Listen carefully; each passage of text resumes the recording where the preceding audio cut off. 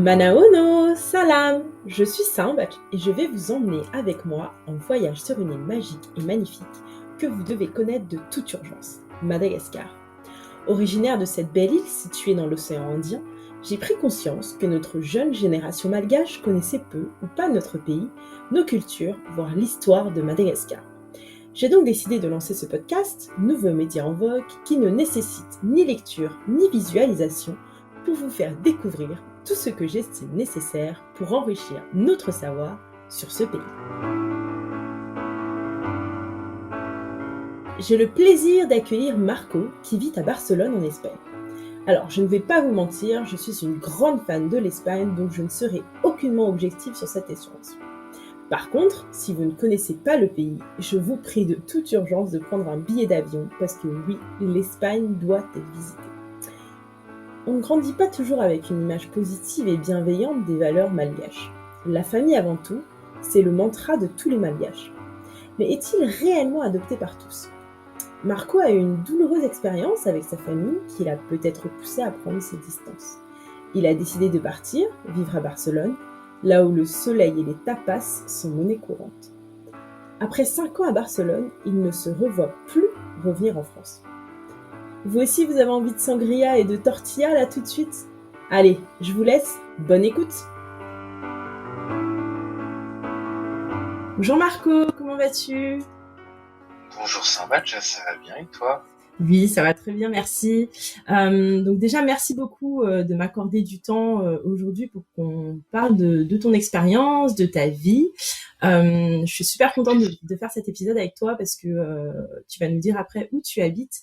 Mais il y a très très peu de Malgaches qui habitent dans ce pays et notamment dans les pays hispaniques, pour spoiler un peu les auditeurs. Donc je vais d'abord te demander de te présenter, nous dire comment t'es arrivé là, quel âge tu as et où est-ce que tu habites aujourd'hui. Ok, écoutez, donc je m'appelle Marco Razzo, j'ai 28 ans, je vis actuellement à Barcelone, capitale de la Catalogne, région autonome d'Espagne. J'y vis depuis janvier 2017, donc ça fait 5 ans que j'y vis, 5 belles années D'accord. de bonne chair et de bonne vie. Et les raisons en fait qui m'ont poussé à y vivre, c'est non seulement l'aspect professionnel, mais aussi parce que voilà, avec mon copain, on avait décidé de vivre à l'étranger tous les deux, tenter une première expérience à l'étranger ensemble, et voilà. Donc à deux, on est un peu plus courageux. Donc voilà, on s'est dit que c'était une occasion à saisir, autant pour lui que pour moi. Bien sûr. Bien même on avait des projets distincts. D'accord. Voilà, chacun avait son objectif et pour autant on voulait profiter de la vie commune à Barcelone. D'accord, super. Et première question, est-ce que tu es heureux à Barcelone ? Est-ce que c'est une vie que tu aimes ? Est-ce que le bilan est positif depuis ces 5 ans ? Il est absolument positif, à 1000% positif. C'est une ville qui est vivante, qui est dynamique, sans pour autant être hyper active, c'est-à-dire qu'on ne se sent pas écrasé non plus par les flux de la ville, l'ambiance, tout est à taille humaine en fait, donc on s'y retrouve non seulement en termes professionnels mais aussi en termes sociaux, parce que les gens gardent quand même cet esprit d'intégration. Ils savent que Barcelone c'est une métropole européenne, donc il y a beaucoup de gens qui viennent, qui vont, mais pour autant il y a des personnes qui trouvent leur compte pour des raisons différentes, donc celles qui veulent s'installer pour un moment, celles qui sont là pour une expérience à l'étranger, d'autres qui sont là pour Erasmus, certains sont là pour les études, donc il y a un certain mélange des genres et des objectifs qui permet à chacun d'avoir une vie différente et pour autant de profiter des structures similaires. D'accord. Écoute, c'est vraiment intéressant parce que je trouve que Barcelone, déjà, c'est une ville dont on parle beaucoup alors en France, pour les vacances, pour un week-end, pour le côté en fait festif de Barcelone. Et on parle assez rarement des gens qui vivent, qui restent et qui s'y plaisent comme toi. Donc, avant de parler un peu plus de ta vie et de la ville, j'aimerais qu'on repart un peu en arrière, qu'on reparte un peu de ton éducation, dans quel cadre de vie t'as grandi, pour qu'on comprenne un peu qu'est-ce qui t'a fait partir un peu de France. Donc, si tu pouvais nous dire un peu où est-ce que tu as grandi, si tu connais Madagascar ou non, si tu parles malgache ou non, voilà. Alors, je suis né dans une famille 100% malgache, donc mes Mhm. deux parents sont malgaches. D'accord, J'ai grandi dans le Val d'Oise, donc en d'accord. banlieue parisienne, Mhm. dans laquelle mes parents sont arrivés après avoir immigré en France D'accord, lorsqu'ils avaient une vingtaine d'années. ok. Et l'idée, voilà, c'était de nous éduquer en France pour profiter, voilà, de la richesse de la culture française, de profiter des perspectives non seulement économiques mais aussi sociales que qu'on pouvait avoir en France. Mhm. Et donc voilà, je suis issu d'une fratrie où je suis l'aîné, donc j'ai trois frères et sœurs, nous sommes quatre au total. D'accord. Donc c'est important à dire parce que dans Mm. les familles malgaches, voilà, la fraternité c'est quelque chose qui Oui. c'est un comment dire un cadre qui peut déterminer plusieurs relations, Mhm. qui peut déterminer un quotidien et qui est souvent ancré dans la personnalité même des individus qui la composent. Bien sûr. Euh, donc voilà, j'ai grandi dans ce petit cocon familial. J'appelle ça cocon aussi parce que mes parents ont eu l'attention particulière de nous transmettre voilà ces valeurs de partage, Tout à fait. d'aide, de soutien à chacun. Euh, bon, à, ils l'ont fait avec comment dire, avec détermination parce que ils souhaitaient que au plus tard on puisse compter les uns sur les autres. Mhm.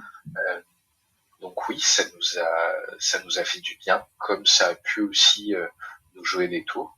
Ça, on l'abordera peut-être plus tard, mais Mhm. voilà, chaque valeur aussi chaque valeur collective a son pendant aussi où l'individu se perd parfois. Euh, donc ça, ce n'est pas ignoré. Et à côté de ça, il y a toute cette idée où voilà, quand on grandit dans une famille malgache, il y a un lien indéfectible qui se construit. Et le fait que je sois parti à Barcelone aussi, à l'étranger, a parfois distendu ce lien Mhm.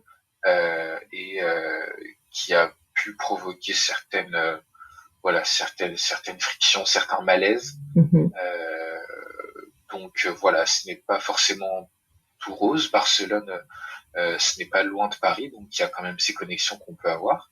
Bien sûr. Mais ne plus avoir de communauté de vie quotidienne, évidemment, a perturbé quelque chose et surtout les circonstances dans lesquelles c'est arrivé Bien sûr. euh, a pu, voilà, peut-être modifier le lien, mais là, tout s'est arrangé, donc on voit les choses d'une autre manière désormais.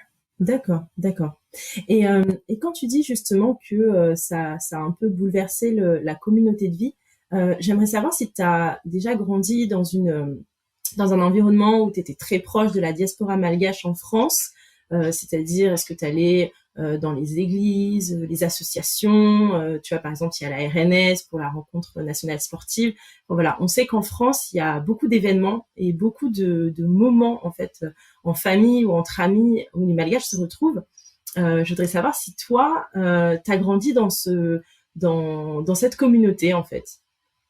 Euh, oui. Alors quand je vivais avec mes parents, oui, c'est quelque chose qui m'a beaucoup plu, Mhm, de retrouver des personnes qui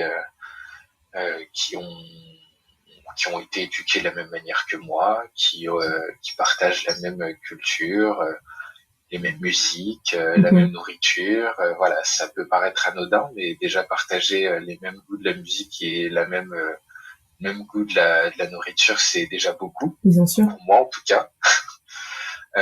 Et voilà, mais même depuis enfant, en fait, faut savoir que j'ai passé une année quand j'étais enfant, enfin vraiment enfant, c'est-à-dire après mes 1 an, mes parents m'ont envoyé à Madagascar durant 1 an pour voilà, pour que je rencontre mes grands-parents, mais aussi parce que mes deux parents devaient travailler en France. Ils n'avaient pas le temps forcément de s'occuper de moi, donc ils m'ont envoyé chez mes grands-parents pour que qu'ils puissent me rencontrer, étant leur premier petit enfant.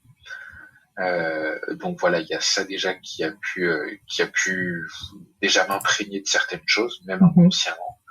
Et après que je sois retourné en France, je passais quand même chaque été à Madagascar jusqu'en 2006. Donc voilà, de mes 2 ans à 2006, ce qui fait après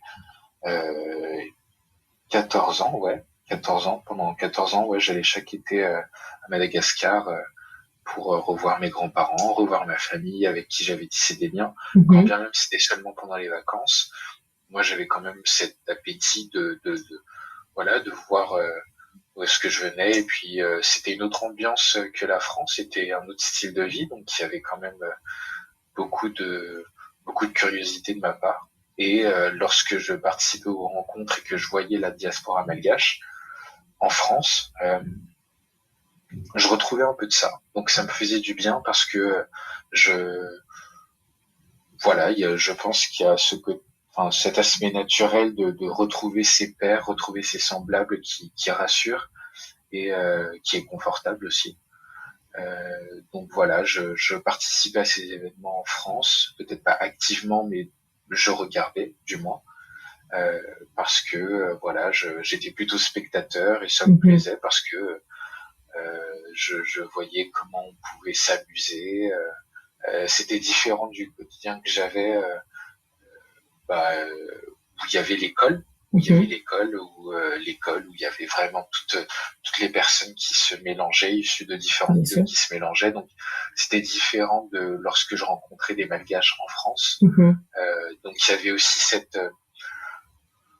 cette sensation de transfert, cette sensation de transition continue en fait entre les deux milieux qui me plaisait beaucoup parce que ce n'était pas figé. Du coup, moi j'aimais bien cette idée de pouvoir changer de cadre tout en me sentant à l'aise dans les deux parce que je n'avais aucune gêne, aucun malaise à partager des plaisirs, à partager des moments d'amusement avec les deux en fait. Je cherchais pas à les reproduire, donc j'y allais pour des raisons différentes et ça j'en étais conscient.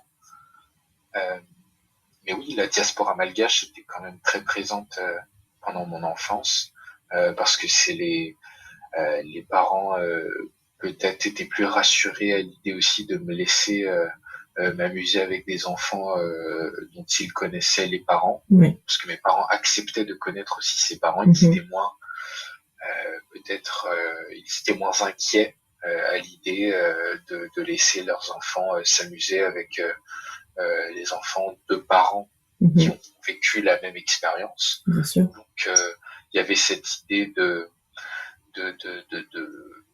retrouver en fait même pour mes parents en fait de retrouver des personnes qui ont peut-être suivi le même parcours d'immigration en France, même des personnes qui par surprise ont été à la même école qu'eux, donc se dire que leurs enfants vont s'amuser avec des enfants de personnes qui sont issues du même milieu. Voilà, c'est de la reproduction sociale, faut dire ce qui est, mais ça reste quelque chose d'assez sain en termes de construction solide du milieu, quoi. Et en termes tu vois, tu parles beaucoup du fait que les parents aiment être avec des gens qui finalement leur ressemblent. Est-ce qu'il y a des valeurs communes, par exemple, qu'on t'a inculquées et que tu as retrouvées chez d'autres personnes? Par exemple, tu parles beaucoup de la fratrie, l'importance de s'entraider. Ça, c'est quelque chose, on en parle beaucoup dans la diaspora malgache et notamment, par exemple, les malgaches qui vont en France. On compte beaucoup sur la famille en France pour s'entraider, pour les papiers, mais aussi pour le logement, pour quelle que soit la galère que tu as, on compte beaucoup sur la solidarité des malgaches. Hormis ça, est-ce que toi, il y a des valeurs communes que tu as retrouvées chez des jeunes que tu as fréquentés au sein de ces différentes communautés? Ouais. Alors, d'un point de vue général, oui, il y a des valeurs que je ne voyais pas simplement chez moi, mais chez d'autres aussi. Il y avait par exemple cette idée d'intégration, parce que voilà, peut-être que les, les, les, les Malgaches, vu que voilà, en France nous sommes une minorité, il y avait aussi cette volonté de vouloir rentrer aussi, faire partie de la société française aussi, parce qu'on était conscient de la chance qu'on avait eue de pouvoir émigrer vers la France.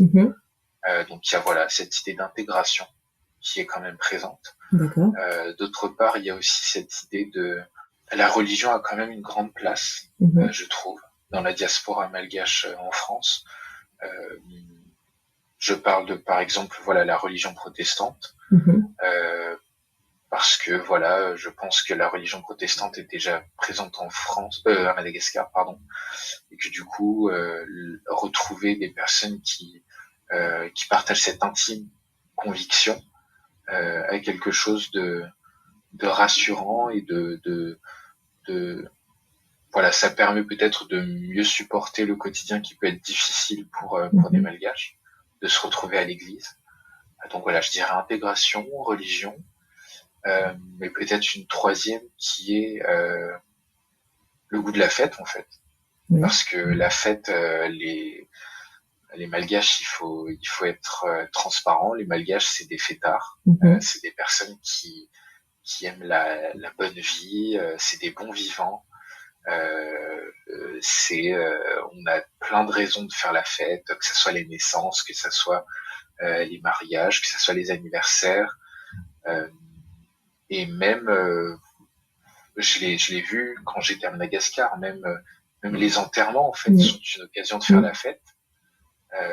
Donc c'est voilà, je trouve que la vie malgache est quand même dynamique dans le sens où il y a plein de valeurs qui gravitent autour de la famille et qui permet voilà, de se sentir bien, de partager plusieurs choses à différentes étapes de la vie en fait.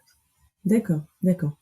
Et tout à l'heure, t'en as un petit peu parlé, et j'aimerais qu'on aille un peu plus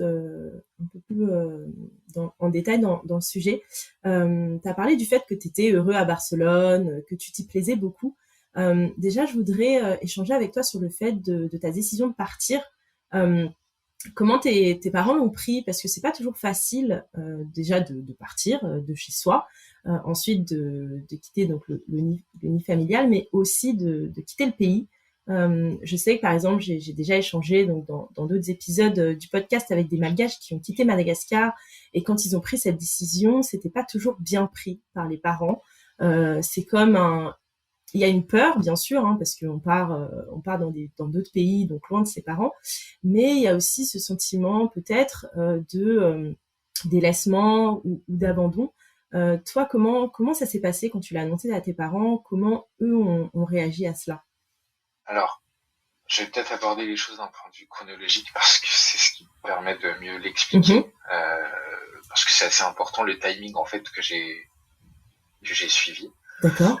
Donc en fait, durant mon adolescence, j'étais quand même quelqu'un d'assez indépendant moralement, c'est-à-dire que j'essayais de construire mes propres schémas, ce que je considérais comme important, ce que je considérais comme devant faire partie de moi tout au long de ma vie. Et j'avais toujours eu cette envie de construire les choses par moi-même, parce que voilà, je sentais que collectivement avec ma famille j'avais déjà construit beaucoup de choses et je voulais me sentir capable aussi de faire les choses par moi-même. Donc ça je l'ai senti quand j'étais adolescent. Après, durant les études supérieures, j'ai réussi à mettre en forme un peu tout ça. J'ai réussi à mettre en forme cette quête de l'accomplissement personnel sur la base de ce que j'avais déjà eu. Et d'ailleurs, ça c'est une valeur que mes parents, surtout mon père, m'a inculquée. C'est voilà, cette idée de dépassement de soi-même et de dépassement du socle dans lequel j'ai été éduqué. Donc voilà, il y avait déjà cette envie de faire mieux que ce que j'avais déjà fait. Bien sûr. Compétition avec soi-même, on va dire. Donc ça, c'est quelque chose qui m'a beaucoup aidé, qui m'a beaucoup poussé vers l'ailleurs, on va dire. Après, Donc le départ de chez mes parents, c'est quelque chose que j'avais envisagé, mais dont j'avais peur, peut-être parce que c'était inconnu. Et mes parents, par contre, ne l'avaient pas envisagé. C'est quelque chose qu'ils n'avaient pas, une chose dont ils ne voulaient pas forcément discuter, peut-être parce qu'ils ne se voyaient pas déjà l'avoir fait.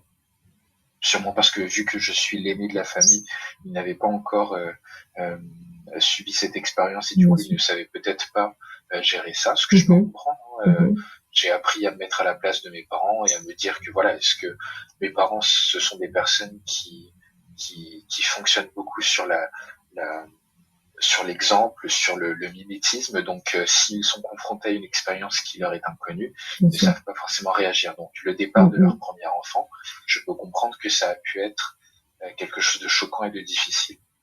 Euh, ah oui, c'est une chose aussi chez les Malgaches que j'ai retrouvé beaucoup chez d'autres personnes avec qui j'en ai parlé. Chez les Malgaches, en fait, un enfant ne quitte chez ses parents que lorsqu'il se marie.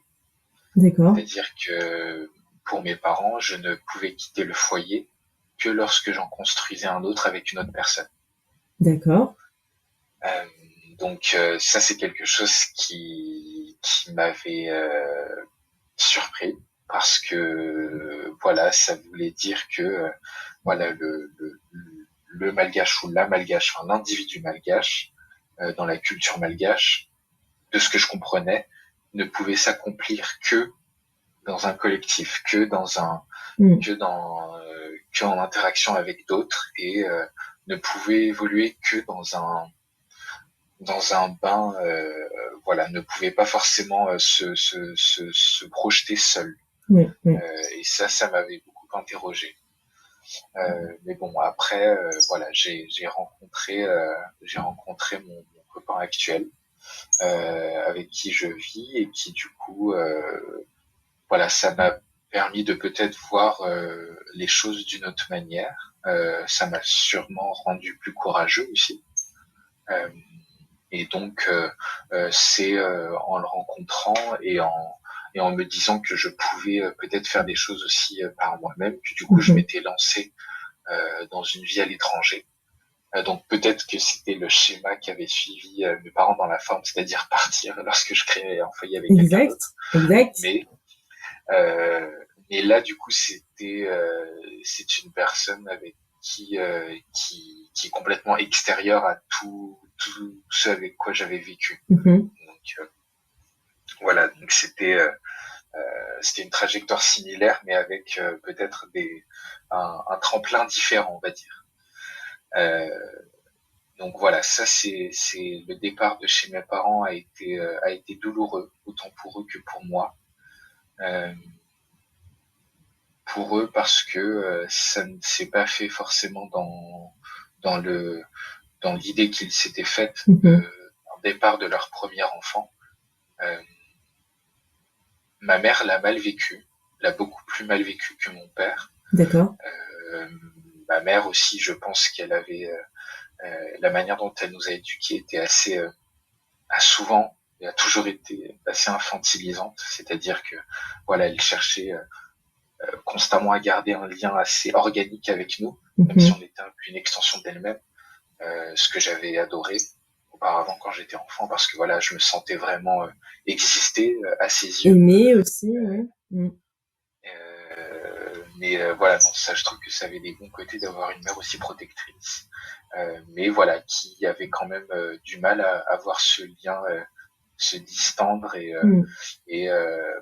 un peu, pas forcément se détacher, mais être conçu d'une autre manière. D'accord. Voilà, un lien aussi profond, mais qui désormais évolue d'une manière différente. Euh, et mon père, lui, mon père l'a peut-être un peu mieux pris. Je pense que c'est parce que lui aussi, j'ai cherché les bons mots aussi pour que lui me comprenne, d'homme à homme, on va Mm. dire. Mm. Mm. Ça a son importance, que mon père me comprenne. Parce que mon père m'avait toujours dit quand j'étais enfant que voilà le but des parents chez les Malgaches, c'est que leurs enfants les surpassent. Mm.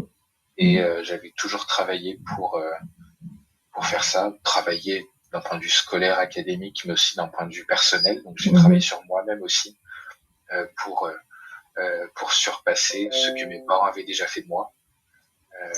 Donc voilà, il y avait cette idée de se détacher sans pour autant oublier d'où je venais. Donc voilà, ma séparation avec mes parents a été très dure au départ. D'accord. Pour ne rien te cacher, il y avait 2 mois durant lesquels on ne s'était pas parlé. Parce que il y avait comme tu l'as dit, cette idée de délaissement, Bien sûr. cette idée d'abandon. C'était quelque chose de douloureux aussi pour mes frères et sœurs, avec qui je suis, que je les aime d'amour en fait, que j'avais vraiment mal, surtout vis-à-vis d'eux, parce que voilà, ils n'avaient pas forcément l'explication de mon départ. Bien sûr. Et ne pouvaient pas forcément se rendre compte des circonstances et surtout du fond de l'idée que j'avais de mon départ de chez mes parents. Mais voilà, les choses se sont améliorées parce que j'ai pris le temps d'expliquer mon choix, de dire en fait les raisons pour lesquelles je voulais partir. Donc je l'ai fait pour moi et pas forcément contre eux. Bien sûr. Peut-être que matériellement, les faits sont les faits, mais l'intention est différente en fait, est complètement opposée. Bien sûr. Oui. Et c'est ça que je voulais leur faire comprendre. Et je pense avoir réussi à leur faire comprendre ça aujourd'hui parce que voilà, je pense que les choses sont revenues à la normale. J'ai pu tempérer un peu leur sentiment de délaissement, d'inquiétude aussi. Parce que voilà, je pense que l'idée de laisser leur fils partir à l'étranger alors qu'ils n'avaient jamais vécu ça auparavant, quand j'étais enfant, c'était autre chose parce que j'étais avec mes grands-parents.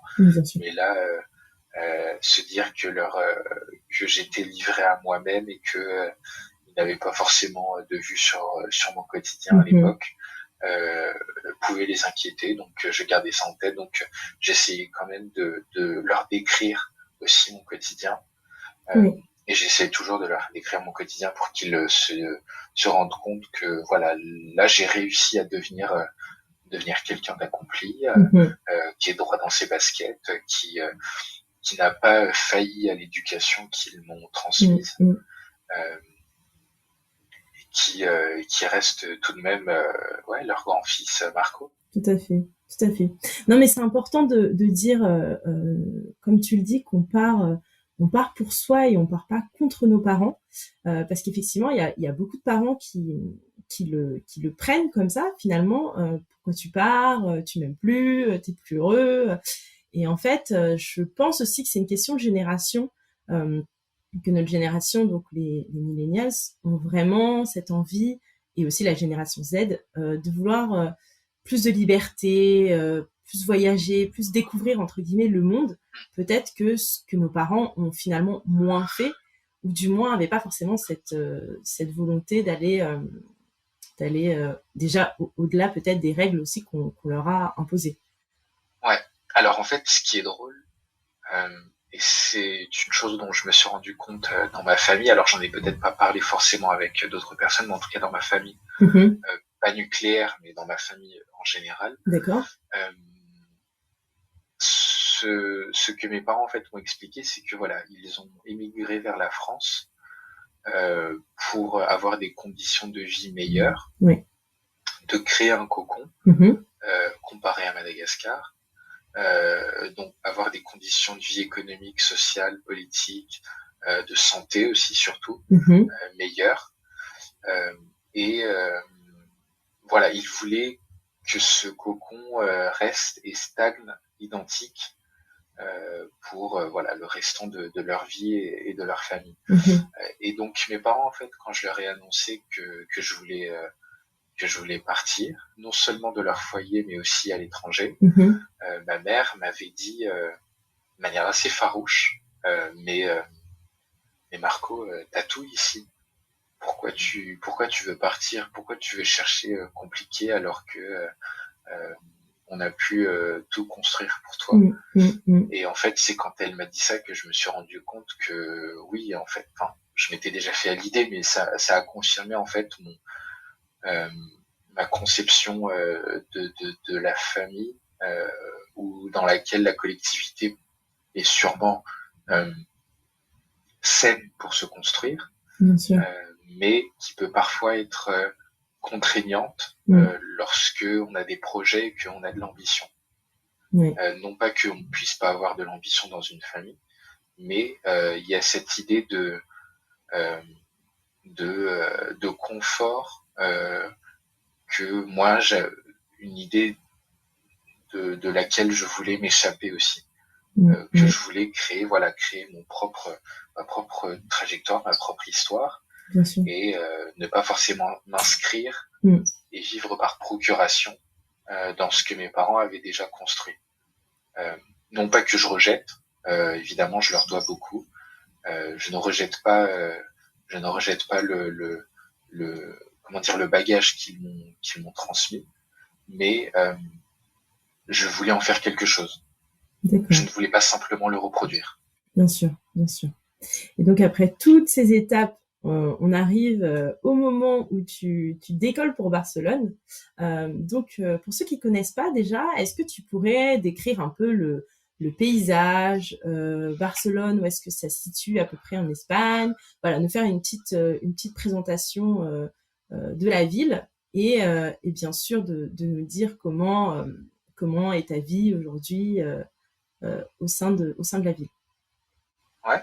Alors du coup, donc Barcelone est la capitale de la région autonome de Catalogne, qui est donc voilà, l'Espagne, c'est une monarchie républicaine qui est divisée en régions autonomes, autonomes d'un point de vue législatif et fiscal.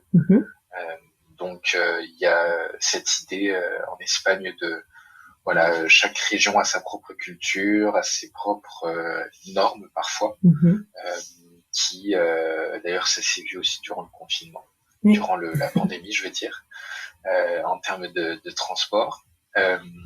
Et voilà, Barcelone est la deuxième ville d'Espagne après Madrid.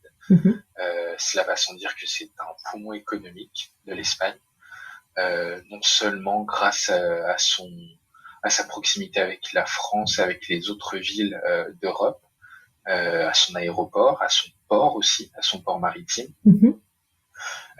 mais aussi avec son histoire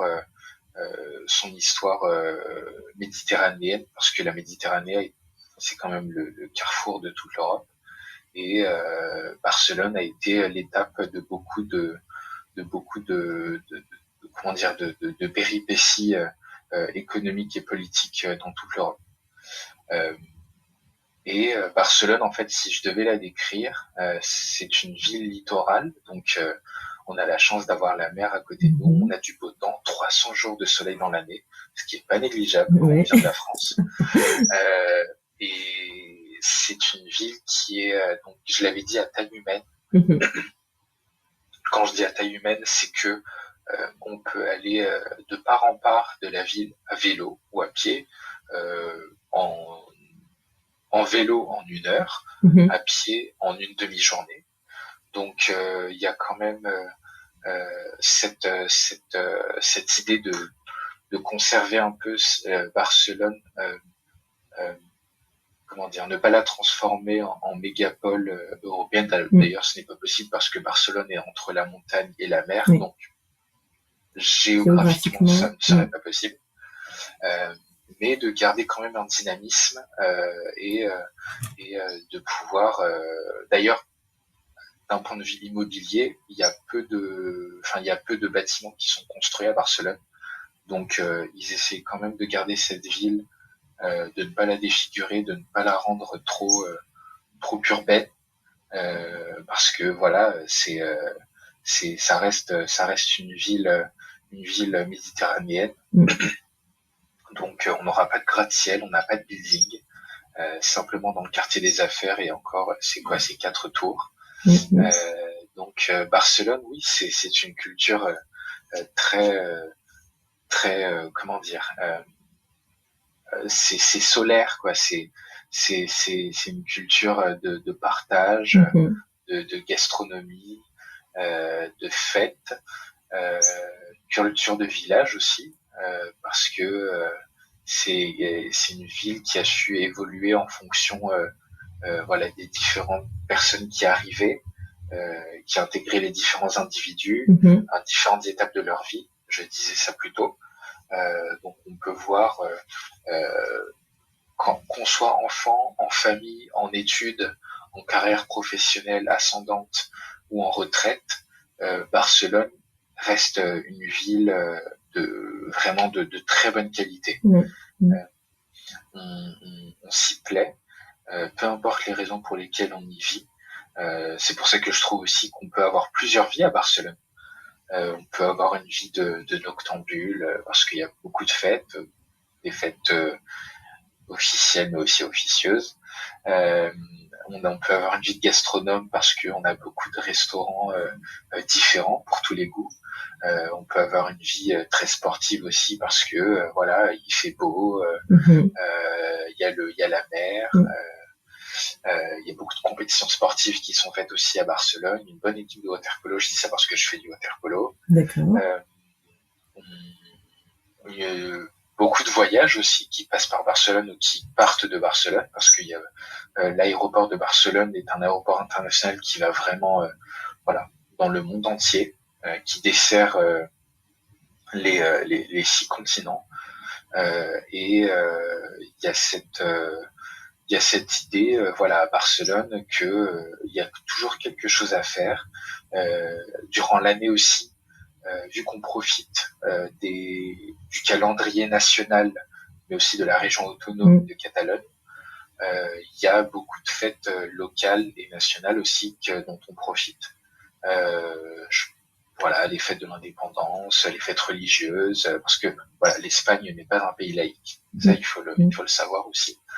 Euh, donc il y a cette durant l'année aussi, et je pense que c'est ça qui plaît quand on vit à Barcelone, au-delà des week-ends et des choses de fêtard. Dans la ville, il y a beaucoup de choses durant l'année qui permettent de vraiment se retrouver entre locaux qui y vivent. Euh, voilà, que ce soit les jours fériés, que ça soit aussi les rencontres. Il y a aussi une vie culturelle qui est très riche Mhm. à Barcelone. Euh, et voilà, il y a cet aspect fêtard pour lesquels on y va. Et je pense que Barcelone aussi profite aussi de ce dynamisme touristique. Bien sûr. Euh, un cinquième de l'économie espagnole dépend du tourisme. Ça, il faut pas l'oublier. Mais à côté du tourisme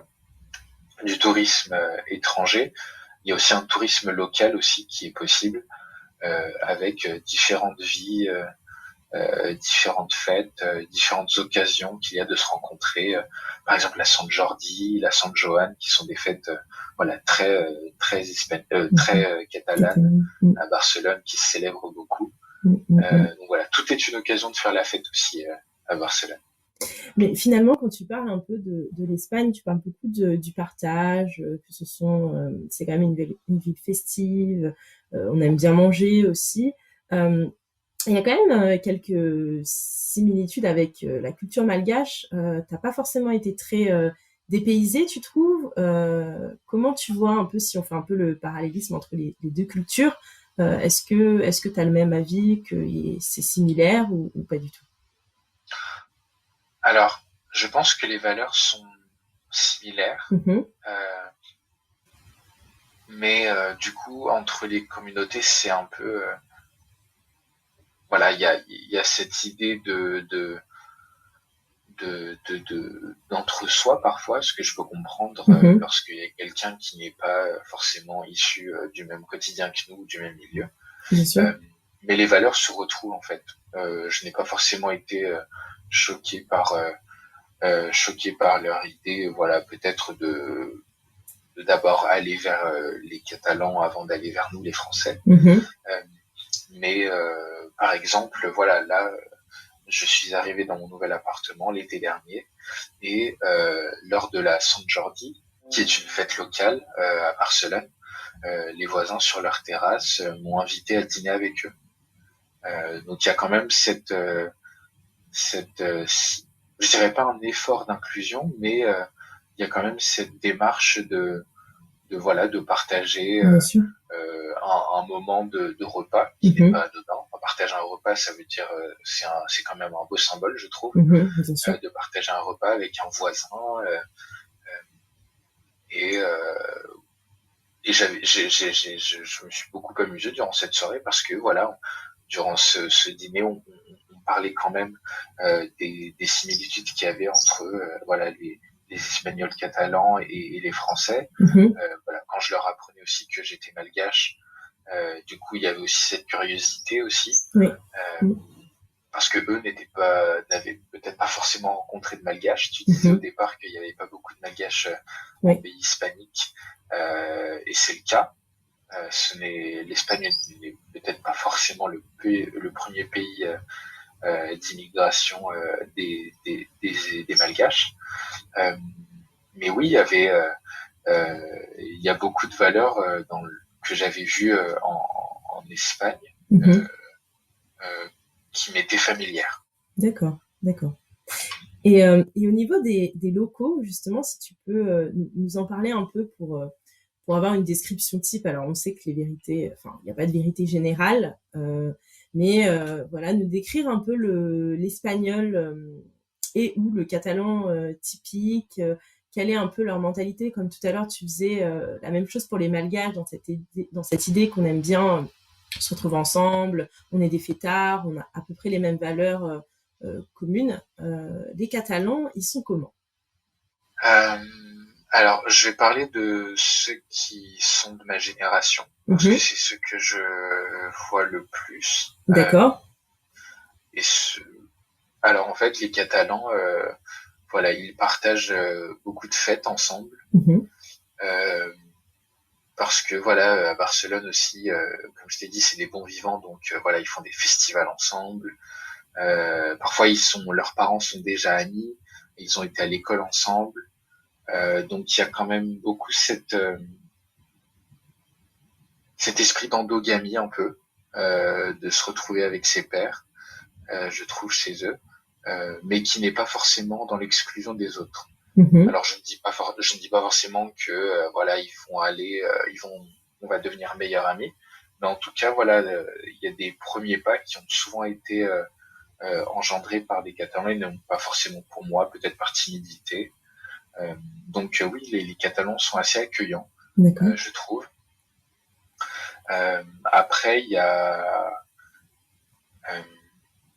il y a cette idée aussi que voilà, les Catalans aiment bien les Français, il faut le dire. Mhm. Il y a beaucoup de euh, on a un passé commun entre les Français et les Catalans. Euh, même la langue catalane ressemble parfois au français et le français ressemble parfois au catalan. Mhm. Donc il y a ça, il y a cette proximité qui est assez agréable. Euh, et à côté de ça, il y a aussi voilà peut-être un peu le revers de la médaille où il y a certaines pratiques qui ne sont pas forcément euh, très agréables à voir ou euh,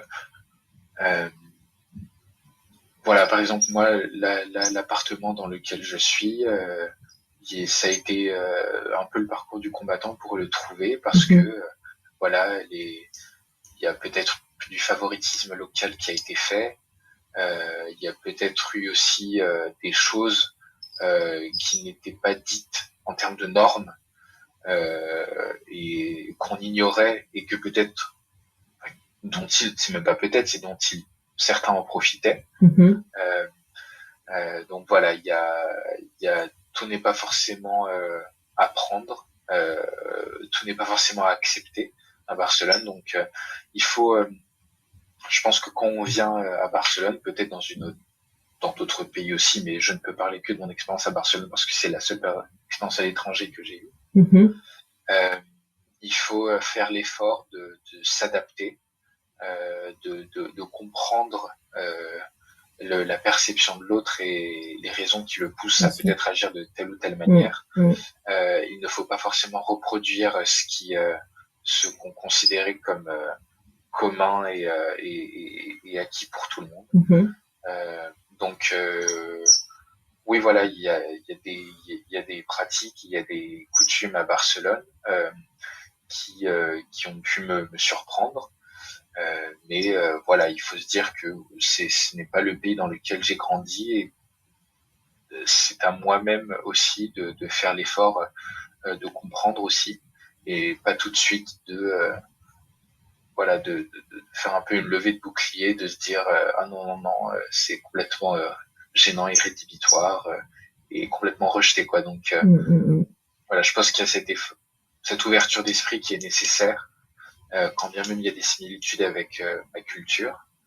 Une ouverture d'esprit sur des choses qui peuvent nous paraître décalées ou peut-être arriérées. Bien sûr, ouais, je suis totalement d'accord avec toi. Et concernant la gastronomie, parce que généralement l'Espagne on connaît pour la paella.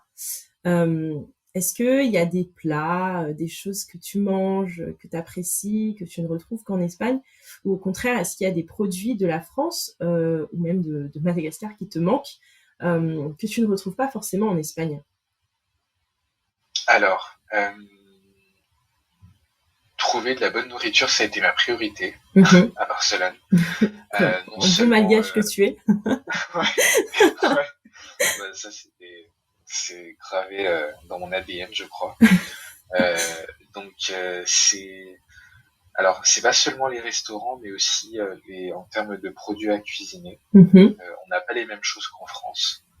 Tout à l'heure, je parlais de s'adapter à des choses, ça en fait partie, la cuisine. Alors, si je devais parler des similitudes, oui, il y a des similitudes, que ce soit les fruits de mer. Moi, j'aime beaucoup les fruits de mer, et on trouve beaucoup de fruits de mer aussi ici à Barcelone. Ils ont un régime plus carnivore que nous, je trouve aussi. D'accord. Ils aiment beaucoup la viande, beaucoup la viande. Ici à Barcelone, ce n'est pas pour me déplaire, parce que moi aussi j'aime beaucoup la viande. Oui, voilà, je trouve que c'est une gastronomie assez variée, la cuisine catalane. Fait de beaucoup de sauces, beaucoup de combinaisons un peu incongrues. Par exemple, ils ont un plat qu'ils appellent terre et mer. Donc, ils aiment bien mélanger un peu les fruits de mer ou les crustacés avec de la viande. Ça, c'est plutôt bon. Et voilà, ils ont une cuisine qui se fait aussi beaucoup avec voilà ce qu'on trouve dans le frigo. Voilà, faut savoir que la paella en fait c'est un mélange de plein de trucs différents et souvent des restes pour ne pas les gaspiller. Ça, mais à côté de la paella, voilà, il y a d'autres plats, par exemple, voilà, en termes de poisson, il y a beaucoup de poissons. Le Saint-Pierre qui est très bon. La râpe qui est très bon aussi, enfin la queue de lotte, enfin la lotte, pardon. Non, en termes de gastronomie, on s'y plaît. Mais après, voilà, c'est vrai que quand on est malgache et que on peut retrouver des produits qui ressemblent aux produits malgaches parce que il y a beaucoup de Sud-Américains en Espagne et à Barcelone. Et je trouve que la cuisine sud-américaine et la cuisine malgache se ressemblent en beaucoup de points. Que ça soit dans la combinaison des plats, que ça soit la manière de manger, que ça soit les ingrédients en eux-mêmes. C'est beaucoup de féculents, beaucoup de racines, beaucoup de viande et voilà des choses à manger sur le pouce aussi. Par exemple à Madagascar, on a les moufakouns, on a les beignets, on a les moufballs, ces choses-là à manger sur le pouce et dans la rue. Et bah, je trouve qu'en Amérique du Sud aussi, on a ce genre de choses. Et ce qui est très bon. Et voilà, même les plats à base de riz, de racines de manioc, de patates. Et l'idée, je pense qu'elle est similaire parce que voilà, à chaque choix, de ce que j'ai vu, à chaque choix gastronomique, il y avait une idée aussi sociale. C'est que voilà, vu qu'il fallait partir travailler durant la journée entière, il fallait manger quelque chose d'assez costaud. Bien sûr. Et en ayant voyagé en Amérique du Sud, j'ai vu ça aussi et ils me l'ont expliqué de la même manière et c'était drôle parce que je retrouvais cette même habitude culinaire à Madagascar. Donc ça, ouais, ça c'était bien. Donc après, je ne vais pas te mentir, ça me manque la cuisine malgache. Oui. Donc chaque fois que je vais chez mes parents, c'est la seule chose que je leur demande. On fait ce que vous voulez durant mon séjour, mais matin, midi, soir, je veux manger malgache. Parce que tu trouves pas les produits en Espagne? Non, je ne trouve pas les produits parce qu'il y a par exemple, des légumes qui sont typiques de Madagascar, ou peut-être que c'est moi qui ne les ai pas forcément trouvés, que je n'ai pas trouvé leur équivalent ici. Mais non, et pourtant même après avoir cherché, je ne les ai pas trouvés.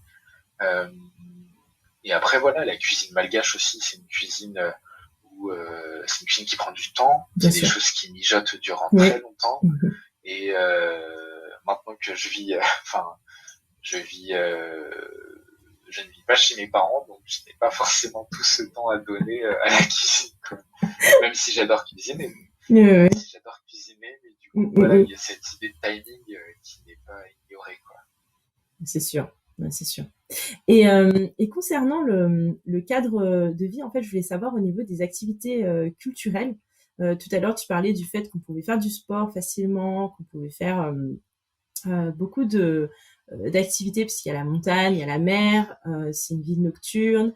Toi, par exemple, pour donner une idée de ce que tu fais le week-end, quelles sont tes activités généralement? Ouais. Alors, j'ai pu m'inscrire dans un club de sport. Un club de sport où je pratique nécessairement de la natation.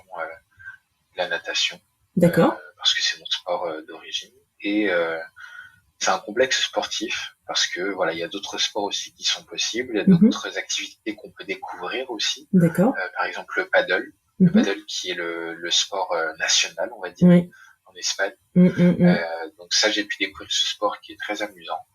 Pour ceux qui ne savent pas, c'est une variante du tennis, mais avec des murs en plastique tout autour. Donc il faut savoir jouer avec les murs aussi.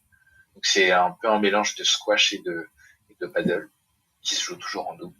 Un mélange de squash et de tennis, pardon.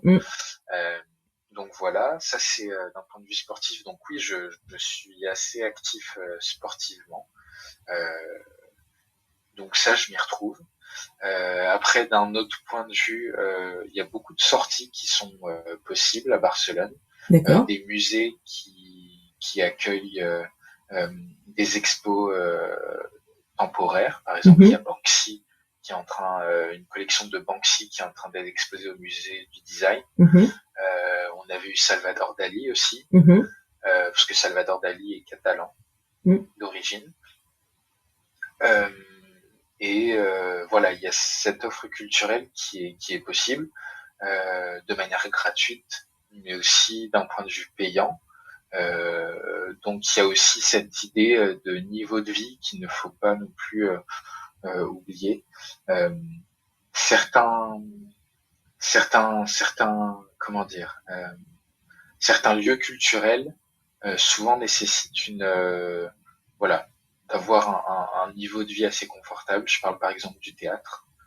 Si on veut aller dans un beau théâtre, voilà, il faut mettre la main à la poche de manière assez conséquente, quoi.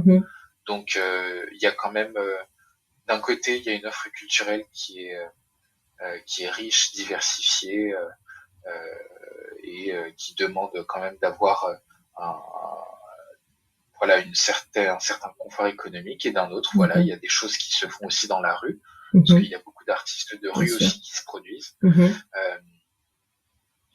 ou même dans des salles de théâtre qui ne sont pas forcément très grandes, mais qui accueillent des jeunes artistes. Donc il y a voilà, il y a beaucoup de diversité pour beaucoup de goûts différents.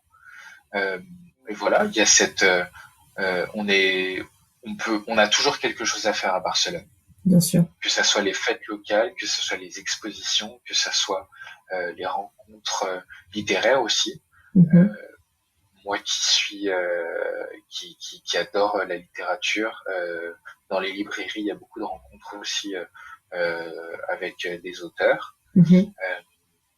Et il y a toujours, voilà, par exemple, la littérature catalane est quand même beaucoup ancrée sur la culture catalane et dans sa relation avec le reste du royaume espagnol. Mm-hmm.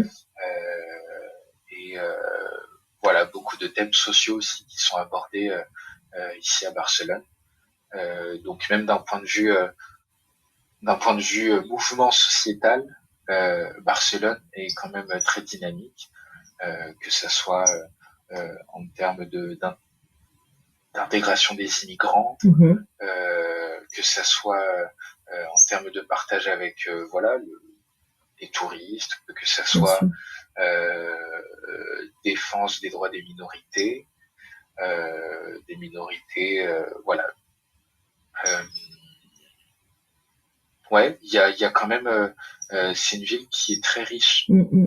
d'un point de vue culturel, économique, sociétal, et il y a toujours des questions qui se posent quand on marche dans la rue et qu'on rencontre différentes personnes en fait. Oui, oui. C'est-à-dire qu'il n'y a pas forcément un modèle, de catalan, ils ne Bien se sûr. ressemblent pas tous. Bien sûr. Certains sont contestataires, d'autres sont voilà, sont peut-être plus figés dans leur temps, Mm-hmm. mais ce n'est pas pour autant qu'ils refusent de parler. Euh, donc voilà, c'est des gens il y a une culture de l'oralité qui est quand même très développée ici. Ils aiment beaucoup parler, ce qui est génial parce que je suis assez bavard. Oui, oui.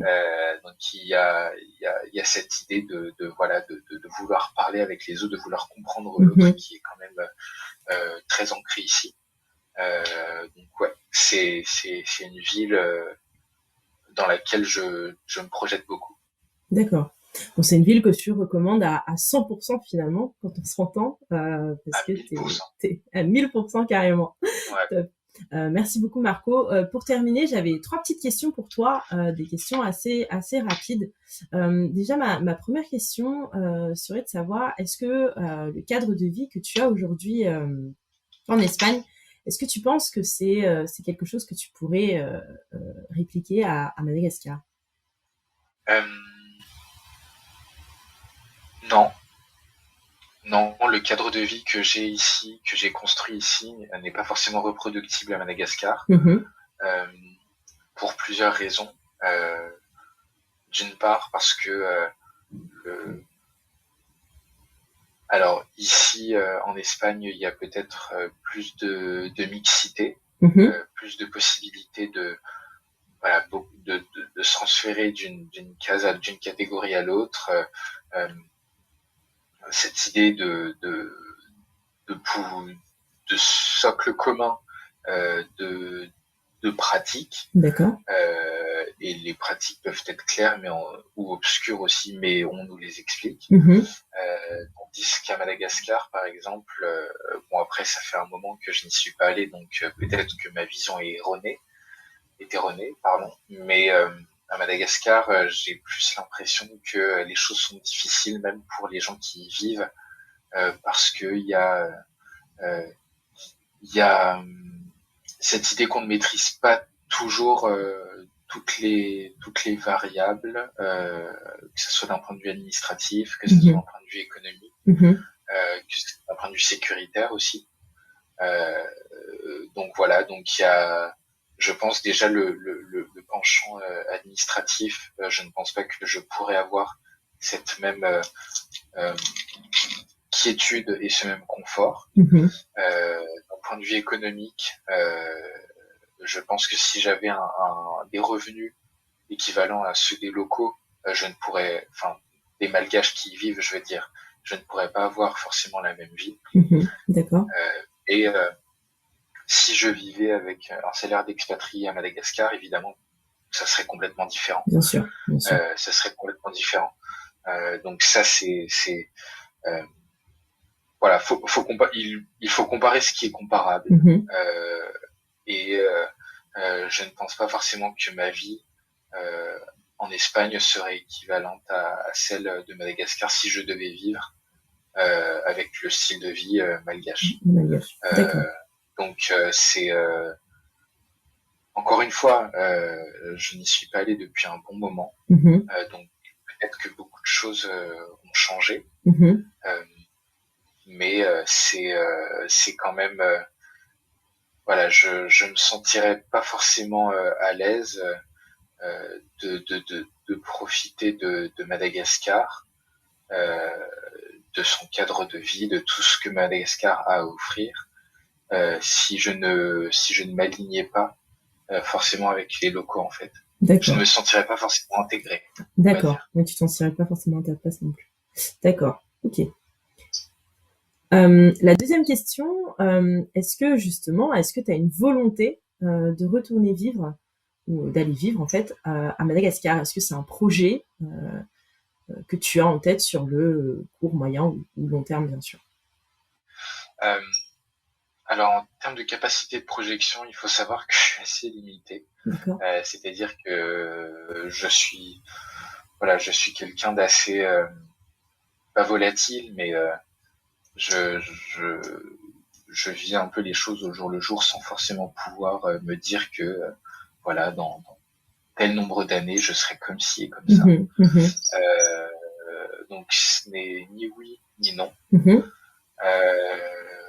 Ce n'est pas non parce que voilà, je me dis que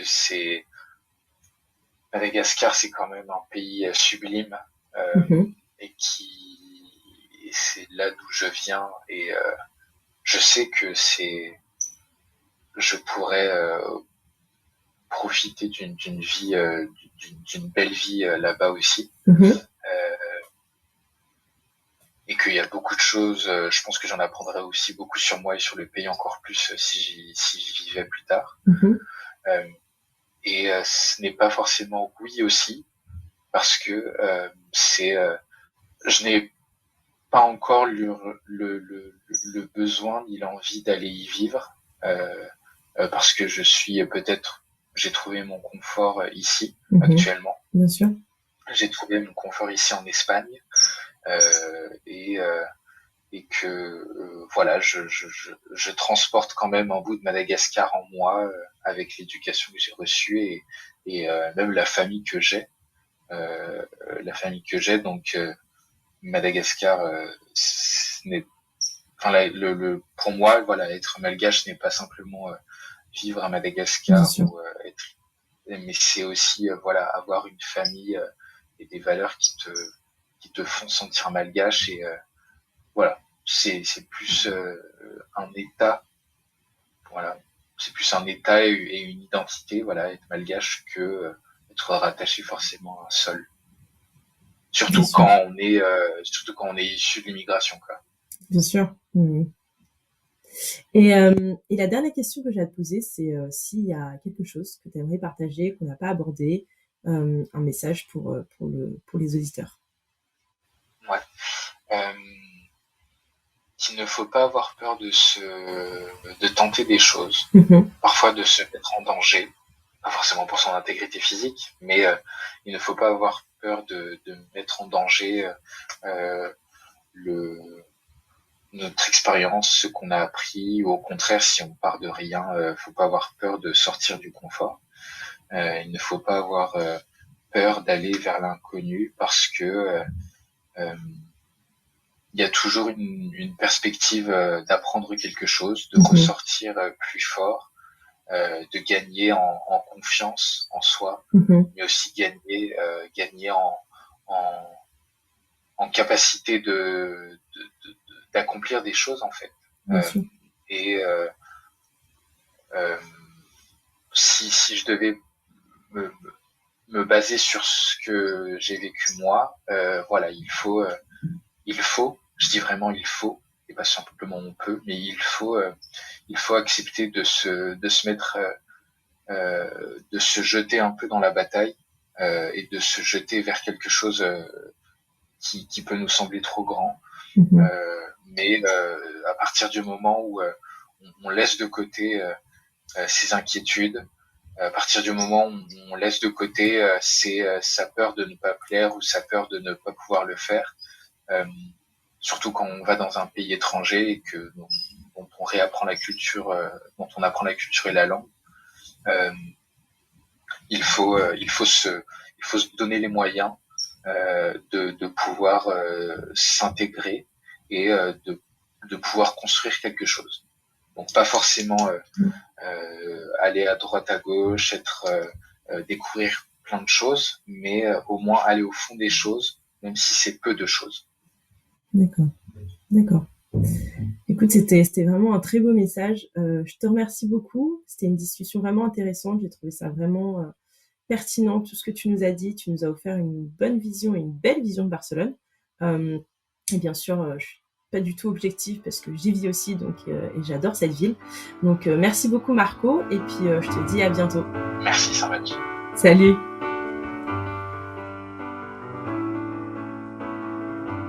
Ça y est, c'est la fin de l'épisode. Merci de m'avoir écouté jusqu'ici. Encore merci à Marco de nous avoir partagé son expérience de vie à Barcelone en Espagne. Je profite de ce moment pour vous dire que le podcast ne fait que commencer et j'ai hâte de rencontrer de nouveaux Malgaches à travers le monde qui vont nous partager leurs expériences. Si vous souhaitez que je vous interviewe ou si vous souhaitez me proposer de nouveaux invités, n'hésitez pas à m'écrire sur LinkedIn, le réseau sur lequel je suis la plus active. Aussi, si vous avez des retours sur l'épisode, n'hésitez pas à m'en faire part. Je vous dis à très vite pour un prochain épisode de Malabar.